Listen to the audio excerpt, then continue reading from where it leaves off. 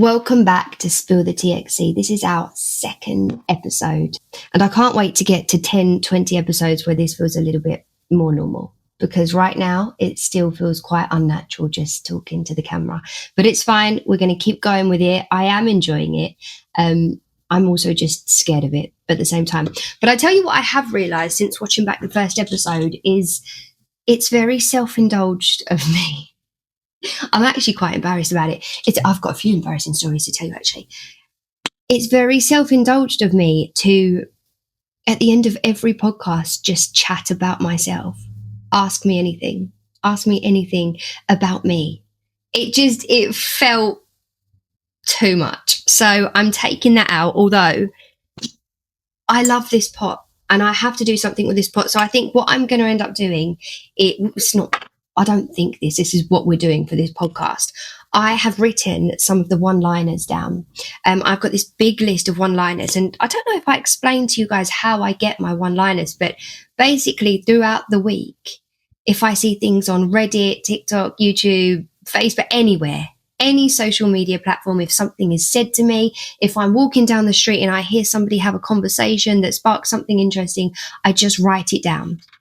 So that's where the one-liners come from, basically just anywhere. If you guys have any one-liners that you want us to chat about as well, by us, I mean me and you. It's all that's here, just me and you.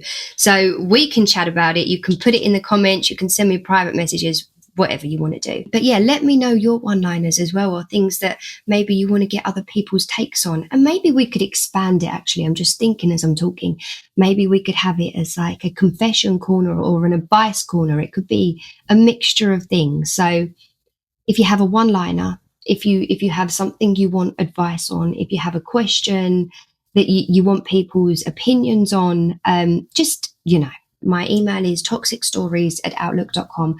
I will go over that again. So I've had a really, really good week. I got taken to the spa for my birthday, which was back in November, but we booked it a few weeks ahead because it was our 13-year anniversary as well. 13 years. Fucking hell. 13 is quite a special number to me, which I'll go into at a later date if you're interested.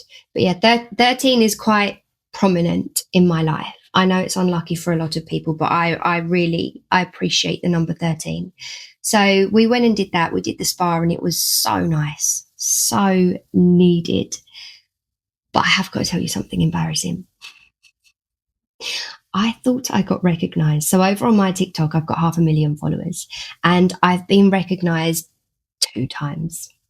I was going to say 2 or 3, but best not exaggerate. I've been recognized twice. And I was at the spa and I thought it was happening for the 3rd time. And my belly went in knots and I got really excited. And I was like, because I don't know how do you respond to that? If somebody recognizes you, it's a really weird, surreal thing. So I've just got out of the swimming pool and I'm walking to the changing rooms and I walk past 2 girls and I hear one say to the other, "Oh my God, did you see her? She looks like," and I didn't hear the rest of it, but I'm assuming she looks like TXC Stories because that's who I am. So, oh God, I don't want to go any further with it. So I turn around. And I smile and one of them goes, "Oh my God, you really look like our friend." And I keep the smile there, faking it, but I can feel I'm just dying a little bit inside. Anyway, that was great. That was a real, serves me right for thinking that somebody recognised me. What an absolute fucking knob. So then after that little embarrassing moment, I see somebody that I used to go to school with, which is so random. I mean, of all the times in the year we could have gone to the spa, of all the spas in the country, we're both there. So I see him and I'm not sure that it's him, first of all. And we're walking up to get our massage and we're sitting in the massage area. And I'm not really somebody who's usually overly aware of her surroundings. I kind of walk around in a bubble with my eyes shut and I notice nothing. Sitting there with my partner and I say to him, "I think I went to school with that guy downstairs." And he goes, "Oh, really?" And I'm like, yeah. I say his full name. And then I say who he used to go out with in school so that, my partner can reference who I've spoken about in the past. As I say his name, I see a girl's head whip around, somebody else who's waiting for a massage, and I realise that it's his girlfriend, and I recognise her. Must be from Facebook. I recognise her from somewhere, but I realise it's his girlfriend. And then I realise it probably just sounded like I was talking about him, not just explaining who he was. I don't know. I don't know what it sounded like, but at that point I thought, right, I obviously need to say hello to this guy now. And we went to school together from literally reception to the end of senior school. We went the whole way through school together. So I was going to say hello because that's the normal thing to do. Let me tell you, I could not keep this guy's eye contact for more than a millisecond. That's not enough time to say hello. I don't know if he was shy or if he just didn't want to say hello. I don't know. But no hellos were exchanged and I found it weird. And that's all I'm going to say on that. Today's topic is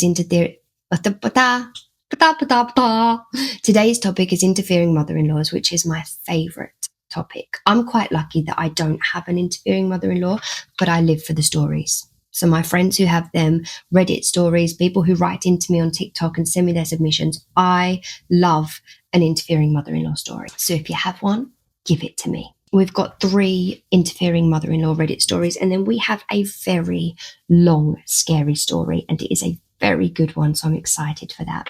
And don't forget, there are no questions at the end. Self-indulged. Don't forget it. I just learnt today that my mother-in-law convinced my husband to go behind my back, and she enrolled our daughter, who is 4 years old, in a Mother's Day Out program that starts tomorrow against my wishes. She also called my daughter's old paediatrician her friend and scheduled an appointment without my permission. Wow. This has been a huge point of contention between the 3 of us that has led to me completely ignoring her prior to this because I'm sick of hearing her unsolicited advice. These are not her decisions to make or even given input on unprompted. She gossiped about this to the other women in her family who came to my husband and said we were neglectful for not sending her to a 2-day-a-week program that's not mandatory and it's expensive, which is insane because I didn't want to send her. My mother-in-law said she'll pay for it, which feeds her ego and allows her to think she can act like this. Instead of coming to me about this, my husband said he is sick of hearing his mum and his family and just did what she asked for a peaceful life. I'm livid.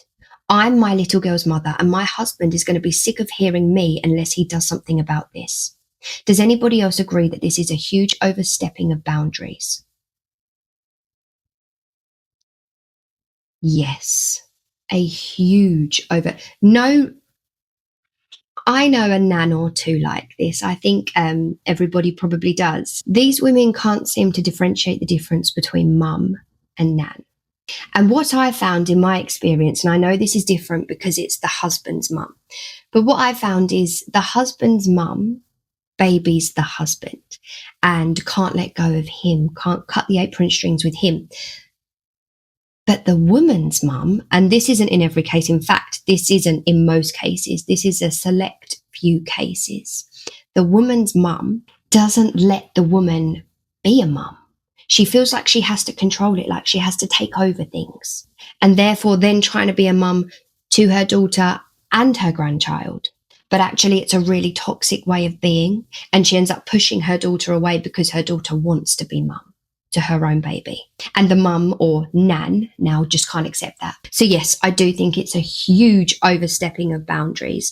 Booking a doctor's appointment, booking a dentist appointment, taking my child to get their hair cut without my permission, any of that is a huge no. But I think the hardest thing in that situation is being in a relationship but saying no on your own. When you don't feel like you're in a team and you've got somebody backing you up and supporting you when you need to say no. And she didn't get that. So there were all kinds of boundaries overstepped there, in my opinion. My ex's mum is the worst. My 13-year-old daughter was visiting my ex's parents this past week with my ex there. This woman accused her of flushing a tampon down the toilet, made her feel like trash for wearing cute jeans with rips in the knees, and tried to tell my daughter that she wasn't allowed to talk to my husband, her stepdad since she was 2. And myself whilst she was there. Wait, what? So this nan is telling her granddaughter that she can't talk to her mum and her stepdad in front of the nan. If you're a nan and you're listening to this and it's resonating in any way, Stop. Take a look at what you're doing and just stop. My daughter was extremely excited about the jeans she was wearing because her older stepsister gave them to her. This woman told my daughter that they were trashy and they made her look poor and proceeded to get her sewing stuff out and told her she was going to put patches in the jeans. That would be enough. That would be enough for me to say no more. Because isn't that quite abusive, mentally abusive and controlling? I would take it as that. My daughter said, no, thank you. I don't want to ruin my jeans. The woman scoffed at her. My daughter sees this woman maybe once a year. She's miserable every single time she has to go. No, even if there's a court order, why are you still sending her? Why is she still going? I get it if there's a court order in place and she has to see her dad, but she doesn't have to see him with the nan. There's no court order for the nan. Should I talk to her dad and tell him that she's not going there anymore, or to make sure that my daughter's not left alone with her nan? She never does this when my ex is around. It only ever happens when he's preoccupied by something or not around at all. So the nan never does this if he's in the room. It's when he's out of the room or if he's preoccupied doing something, the nan will make these comments. Sneaky, sneaky nan. I mean, I personally would say she doesn't have to go. She can still see her dad. She obviously wants to still see her dad as well. That's why she's going.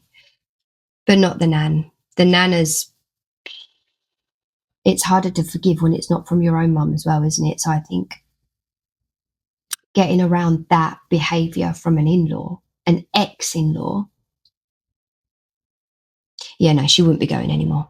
That would just be that. We must just wash our hands of her and be done with the ex-mother-in-law. Surprise, surprise. Oh, I forgot to mention, I haven't chosen any of these stories. I did choose the first one last week, if you watched that episode, because I could relate to it. But these stories I'm reading for the first time now, so my family have been choosing them for me. So it's a surprise for both of us. Surprise, surprise. Am I old, or do you remember Cilla Black? I remember a very specific episode that she did where she was so mean to somebody. And I love Cilla Black. I loved her. Blind Date was it was called Blind Date, wasn't it? That was the best. But yeah, this one particular program episode, she was so mean to this guy. And she told him he looked like the Joker. So if you are that guy and you're watching, how weird is this? Oh my goodness, talking about Cilla Black, have you guys seen that film? I think it's called Woman of the Hour, something like that. It was produced by Anna Kendrick and she starred in it as well. I'm sure it was produced by her. Really, really good film, but it's based on a true story about this murderer who went on a dating show. And the dating show is exactly like Blind Date, which is what's just triggered the memory for me. But I think I might cover that. I think I'm going to cover that story next week because it's chilling. It is a good true crime story. So yeah, maybe we'll do that in our TXC After Dark segment for next week. I have no contact with my in-laws, but I had to go to my sister-in-law's wedding recently as I had no option. I made a lot of effort and I felt really beautiful. I don't drink, and I swore to myself before I went there that I wouldn't drink because when I do drink, I am very honest and very vulnerable. And I reveal my insecurities to people in order to prove that I am human, and despite the image they have of me as this entitled, spoilt princess, I am actually a genuine person with no ill intent towards anyone, and I just want to be accepted and liked by the family. That's really sad. I have to drink in their company in order to ease the extreme anxiety I feel being around them, and to just loosen up a bit after literally what feels like being thrown into the lion's den. His mother never complimented me once during the day, despite having one-to-one contact at different times during the event, which I expected, because in the whole over a decade I've known her, she's never ever said anything nice to me or about me. She pretends for my partner she has no issue, but of course it's fake. Her behaviour shows something very different. Instead, she just looked me up and down, and at one point, after I'd had a few drinks and was dancing, she sat in the corner and started to film me. And then when I see her, she put the camera away. Two of his little sisters are a lot younger than me, and they sort of looked up to me. And on the day, after alcohol, of course, I stupidly cried to them and told them I feel very insecure about how I look and that I lack confidence, and now I really, really regret it. Ever since, his little sister's energy has changed with me. I feel really embarrassed and I'm filled with regret. Is there anything I can do to ease this and just not care what they think? People around me are saying you haven't done anything mean, only kind things, but to me, I feel very vulnerable, and obviously they will tell their mum how I feel, which she will gloat in. I just hate myself right now. So I know that you get with somebody and people say, you're with them. You're not married to their family. You're not going out with their family. But it is important, isn't it? Because who wants that stress and that segregation, I hope that's the right word, for the whole of their relationship? And I think people or family members that do this, they do it because they know they can. They know they can get away with it. Like if her partner turned around, put his foot down and said, this is enough, pack it in, as my papa would say, they wouldn't do it because they couldn't get, but they might still do it behind her back, but at least she can have an easier time being in front of them. I really think with mother-in-laws and family members like this, it's because they know they can. And so with that perspective, I think, leave. It's never going to get any better. It's never going to get any easier. If he can't say something at the beginning when you're in your honeymoon phase and it needs to be nipped in the bud as soon as it happens, then he's not going to say anything 5 years down the line after he's let it go on for that long. So just leave. The candles gutter and the circle tightens. Ice is in the air with a hush that frightens. Footsteps halt because something listens back. Names turn to echoes and the world turns black. So gather your breath and surrender your spark. The right has been spoken. TXC After Dark. When I was around 10 or 11 years old, I lived in a small 2-story house on a rural country road with my mother. My stepdad was out of state working. He travelled a lot. One of mine and my mother's favourite activities was movie night. We would go all out, snack trays, drinks, candy, the works. We would sit for hours at night vegging out and watching movies. We were both camped out on the floor watching It by Stephen King. She had paused the movie and was planning on making a run to the fridge, but before she could stand up, we heard a crashing sound come from the stairs. At the top of the stairs, my mum had a desk where she left her sewing machine, a large tackle box that she used to keep her sewing needles, thread, etc., and a large box of pictures that she always planned on hanging up but never did. We both turned our attention to the next room to see her sewing machine laying on the floor at the bottom of the steps. It had fallen with such force that it had broke into several pieces. And as we stood looking, her tackle box came flying down the stairs. This thing came down the stairs with a force strong enough to avoid touching 3/4 of the steps on its way down before smashing open on the final 2 steps. Out of curiosity more than fear, I started to approach the staircase. Just as I started walking, the box of pictures my mum had sitting on the desk came flying down the stairs with the same force as the previous 2 objects. Glass shattered and frames broke as the box tumbled down the last 2 or 3 steps. My mother at this point must have grabbed the bat that she kept behind the front door, because when she grabbed me from behind, she was already holding it in her hand. She pulled me back and told me to stay put as she walked over to the stairs, banging the bat against the banister as she yells, "The police are on their way. Whoever you are, get the fuck out of my house." Silence. She hits the bat against the banister again. "I don't know how you got in here, but I want you to get the fuck out of my house while you still have the chance." Silence. She then hands me the cordless phone and tells me if something goes wrong, she wants me to run outside and call 911. I agreed. She makes it known she is coming up and has a weapon. About a minute after watching her ascend the stairs, I hear a blood-curdling scream from my mother. Immediately, my 10-year-old self turned tail, ran outside and dialed 911. I informed the operator what had happened, and she for some reason insisted that my scrawny 10-year-old self go back inside and see if I can check on my mother. Because after all, if there was an intruder out to harm us, sending me back inside was brilliant. Before I could even start making my way back inside, my mother walked out the front door, approached me, took the phone and informed the operator that everything was fine. She had went upstairs to investigate and got startled. An officer was still sent out and performed a walk through the house just to make sure no one was present, but there was no one there. A few years later, my mum finally decided to elaborate upon her being startled that night. She said as she came up to the top of the stairs, she thought she saw a woman standing at the end of the hallway. She was embarrassed to admit this at the time to the officer or me. She wanted to keep her tough mother persona, or maybe she just didn't want to scare me any more than I already was. That was the first mention or appearance of the woman. Several months later, I had a friend over to stay the night. We turned in for the night, having outlasted my mum, herself already being in bed. I slept in my bed, and she slept in a sleeping bag on the floor next to the bed. I'm not sure how long we were asleep for, if it was even long at all. I was awoken by the sound of someone slowly coming up the stairs. The sound they made as they came up the stairs is what woke me. The sound of dry feet scratching against our wooden steps. Even today, the thought of that sound gives me chills.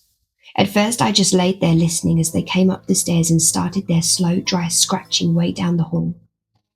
Whoever they were didn't stop to turn on the light as they reached the top. They just kept walking in the dark. I could hear the sound of things being moved and rattled as it was brushed up against as they walked. I remember this sense of uncontrollable dread just sweep over me, and just being a child at that time, I did the only thing I could think of. I mustered up a low, soft cry for my mum, probably hoping for an answer, but I got nothing. The steps stopped. Midway down the hallway towards my room, it went silent again. Then outside, as quickly as they stopped, they started up again. This time they were right outside my wide open door. Another childish whimper for my mum. Received a response, but the woman's voice I heard respond was not my mother. I threw myself off the bed in an absolute panic, landing on top of my friend saying, "Shh, shh, there's someone in my room." We both lay there in silence, scared out of our minds. Silence again. Then the footsteps began again, inside my room. We both shot up, hitting the light next to my bed, but nothing. The room was empty. We both ran down the stairs and woke up my mother asking if she was just upstairs in my room, even though deep down I already knew the answer. There was a woman, other than my mother, inside our house, inside my room, who tried talking to me. Skipping ahead a few years, nothing involving this woman happened again. I think I'd kind of forgotten about it at this point, and we were living in a new state and a new town. It was a new start for us. I was having a sort of sleepover with a group of friends. One of my friend's mothers worked the night shift, so on some weekends she would invite us all over to crash and play video games without her mum knowing. Guys, I'm having the worst time. I'm so dishevelled. I just ran out of storage and I've spent the last hour trying to free some space up. And it just seems like no matter how much I delete, there's still no fucking storage. So I thought the best thing to do would be to come back on now that I've freed up some space and just waste some time telling you about it.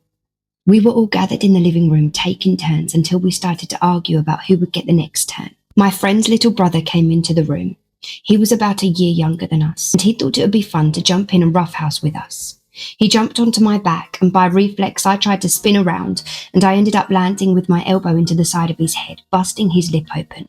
Obviously by accident, so there were no tempers or anything. Her little brother ran off crying and locked himself into his room.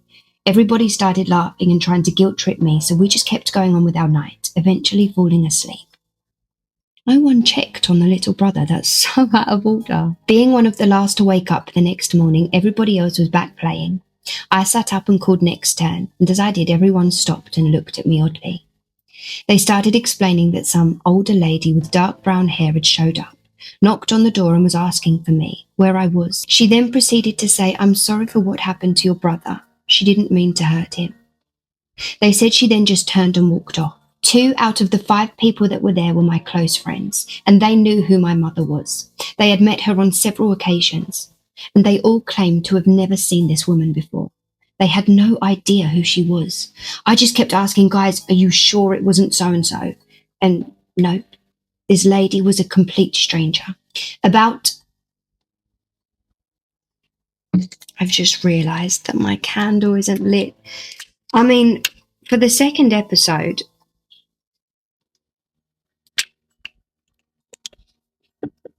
For the second episode, this is not going well. I'm not stressed. You are. About a year later, I was spending some time with my boyfriend.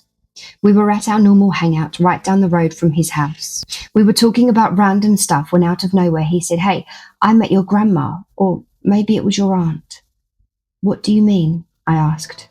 "My grandma passed away before I was born and my mum doesn't have any siblings." He went on to tell me that a couple of days ago, a lady showed up at his door, saying she was looking for me. She asked where I was, and before he could finish answering, saying maybe I was at another friend's house, the lady just turned and walked away.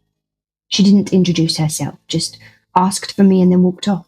And just like the previous time this woman showed up, my boyfriend had met my mother and was 110% sure it wasn't her. All he knew was that she was an older lady with dark brown hair. That's twice that an older woman with dark brown hair has almost mysteriously appeared looking for me, only to just walk off and disappear just as strangely. Nobody saw her physically disappear, just simply turn and walk off. Now, this instance is up for interpretation, but in my opinion fits the bill of being followed by someone or something. One night, my friend Robert and I were walking over to another friend's house to see if he wanted to hang out. We lived in the same road, just opposite ends. Our end being the more populated, his being the more secluded. I walked along the shoulder as Robert walked semi in the middle of the left lane. To our left, about 15 to 20 feet, was the tree line, and as we were walking, Robert suddenly stopped and stared fixated at the tree line. He asked, "Did you see that?" Apparently, he thought he saw a shadowy outline of a person following us just past the tree line. After he said that, when we were both looking, we saw nothing but darkness and trees, but on the way back, this time with a note of panic and fear in his voice, he claimed he saw it again. A shadowy outline of a person following us, just past the tree line. Now, just one instance of this wouldn't be so bad. You could chalk it up to imagination. However, this proceeded to happen on several occasions, but only to him, and only when he was around me. Always the same thing. He claimed to see a shadowy outline of a person following us just out of his vision. It actually got to the point it unnerved him so much he would no longer hang out with me for about 6 months. Maybe something was following us. Maybe something was following me. Maybe he could see it, I don't know. Forward another few months, I had just got home from a late screening of The Messengers. I had both of my windows open and was hanging a poster on my wall, when from outside in the pitch black, I heard a female's voice call my name. It wasn't just a quick blurt that could be passed off as imagination. It was kind of drawn out a bit. It trailed. I peered out thinking my friend had snuck over for a visit, but I saw nothing. I went back to what I was doing, and again this time it sounded like whoever it was practically inside my damn room, or maybe just below the window, but there was no one. I walked outside, around the house, and found nothing. It shook me up enough to call my boyfriend, who lived only a couple of blocks away, and I asked him to come over. I asked him if he knew who it could be. But his mum wasn't letting him out that night, and he had no idea who it could be. It was a family night, and he was trapped at home. But I know what I heard. I heard it twice, clear as day, a woman's voice calling my name from right outside my window. And what makes me consider this as important is simply the fact it was a woman's voice I heard. It makes sense to include it despite how small it may seem. Skipping forward again, 5 years exactly. My mother is in town and is approached by a lady who she said had dark brown hair and looked to be a suitable age as one of my friend's mothers. The lady asked, "Where is Cody?" I'm Cody. And just like before my mum can even finish responding, the lady turns and just walks away. My mum brought this up to me later that day, assuming it was one of my friend's mothers curious as to why I wasn't with her. I remember my mum saying she was awfully rude, like my response was upsetting to her. And now we get to the present time, just a few weeks ago. I'm 28 years old and I have 2 kids of my own now, ages 4 and 5. Our favourite thing to do together is movie night, just as it was with my mum and I as a kid. My husband worked late one evening, so I decided it would be fun to have a movie night. We got set up in their room and I put the Lego movie on, And halfway through they got bored and moved to the floor to play with their blocks and started bickering like crazy people who would get which colour. I would occasionally make a joke to them about it just to listen to them bicker. Cruel, but sometimes it's amusing as a parent. I had kind of noticed them get quiet and focus their attention towards the kitchen area, but I was preoccupied with the movie and didn't pay much attention. I shot another joke their way about Sissy can no longer have the red blocks because the red blocks are for boys, and I was expecting a snarky, childish response from her, but I wasn't even on their radar anymore. They were both honed into that kitchen area. They had a look of confusion on their face, and when I started to take focus away from the movie to figure out what was going on, that's when I heard it myself. A dry, almost hacking woman's cough come from the kitchen area. Instantly, I was upright and alert. Sitting in silence with my children and listening, we heard it again. That dry, almost hacking cough, unmistakably from a woman. This time the kids looked at me and could see a look on my face and probably sense my feelings. They both darted up. They started to mumble and sob in a sort of panic and ran over to me. My daughter tried to hide in my lap whilst sobbing, and my little boy tried to scramble under the bed. And that's when I heard the sound that was all too familiar to me. The sound of dry, scratching steps dragging over our hardwood floors towards my children's bedroom. Standing up, I told my kids to get under their beds and be quiet.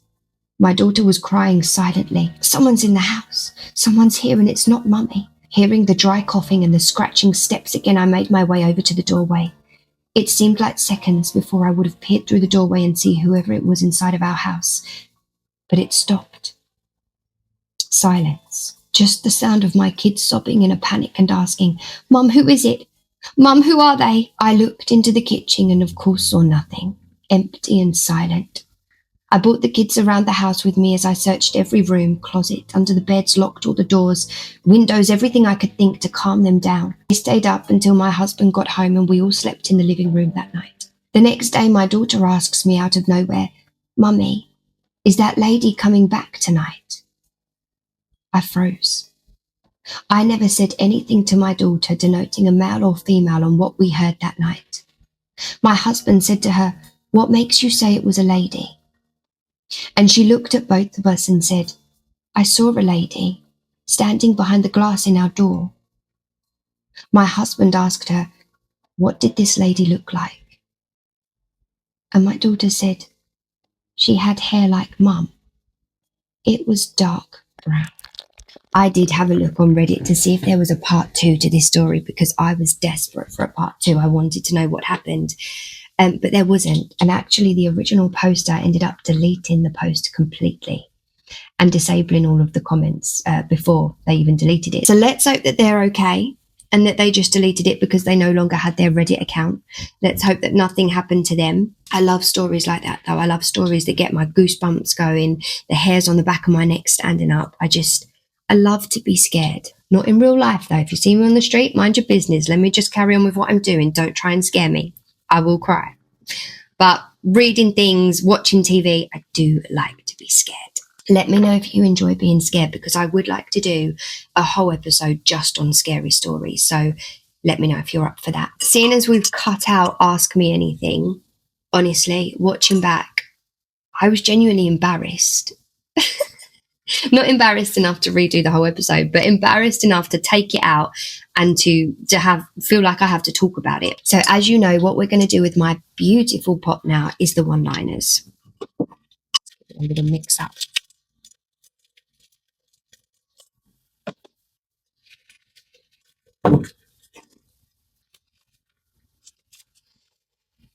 How do you know a relationship is truly over? Oh, that's a good one. I think it's different for men and women, and I probably can't comment too much on what it is for a man, but for a woman, this is quite universal, and I think a lot of people already know this. But for a woman, if she stops arguing with you, if she stops what you perceive as nagging you, she doesn't care anymore. You see, a woman will moan and nag, as men take it, because we care, because we want the best for you, because we know what's best for you, because women have something that men don't have, and that's forward thinking. So we only say things because we just want the best for you. And just as a side note, if there are any guys watching, when you call it moaning and nagging, we really fucking hate that. When we stop, that means there's no emotional connection left. We're done. And this isn't for all women, what I'm about to say next, but this is for a lot of women, and I am very much included in that. Oh. We can't have sex if there's no emotional connection. So that will go out the window. We don't even want to kiss you if there's no emotional connection. I mean, I think that's all women. I could just be describing myself. And because we have that forward thinking, we plan everything out. So before we even leave, we will start living as a single woman. We will make sure we are so independent. We'll make sure we're resourceful. We'll make sure we're never going to be stuck in a situation where we need you, because we're done. Next question.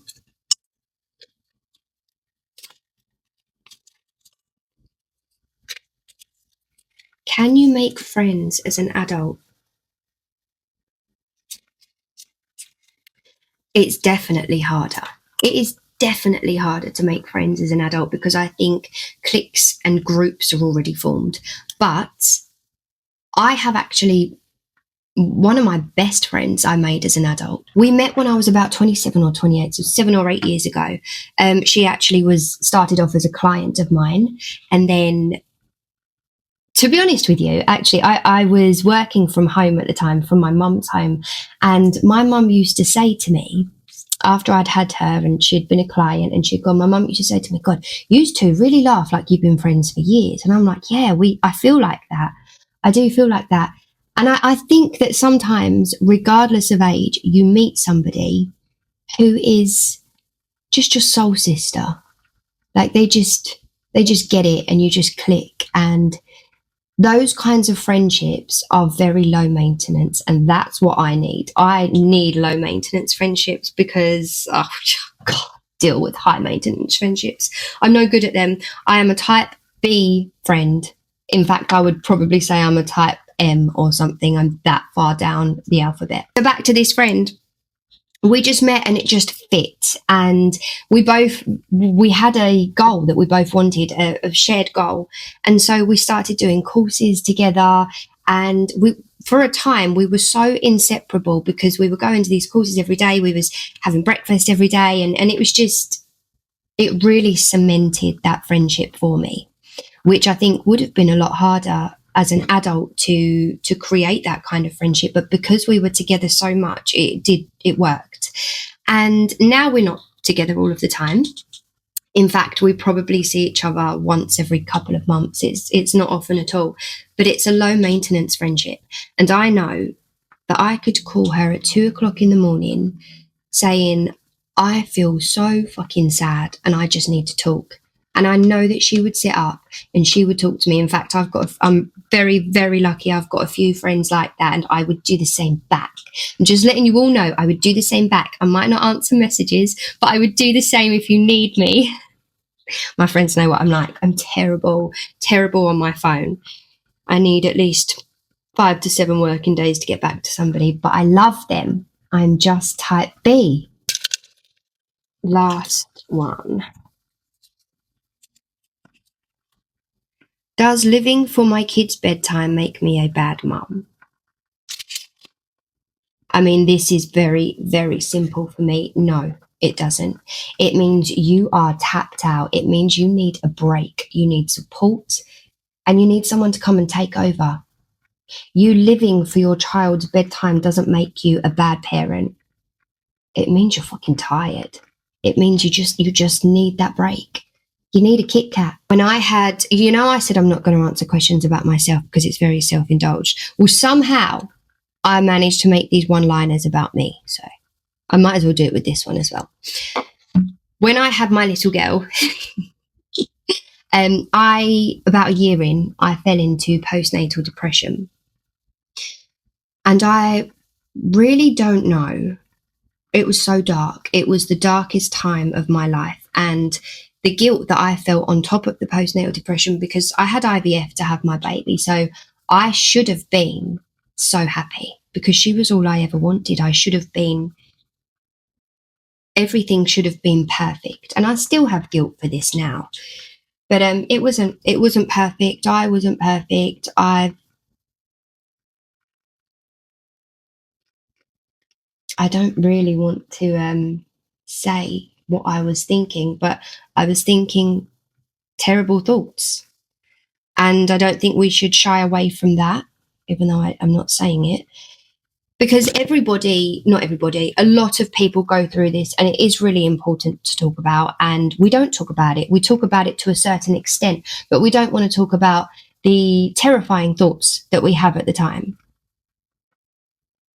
And if I didn't have my army of people, my network, my support system, my amazing partner and family, I don't know how I would have got through that. I don't know if I would have got through that, because I wasn't me. And so you could even be going through something like that, but you're dealing with it alone. There's no other adult to lean on, by the sounds of it. So no, you're not a bad mum. You need a break. I mean, there's not really much context behind that one-liner, so I'm taking that as you're doing this by yourself. And it's the hardest job in the world. And I think we all just need to give ourselves a break, and maybe even a pat on the back. And you know what? When your kids go to bed, you should enjoy that time, because that's your time and it's the only time you get. If you've lasted all the way to the end, don't forget to comment, like, subscribe, all of the buttons. Just click everything. Join me next week for a very interesting episode called I Don't Know Who I Married. And yes, be prepared to be scared.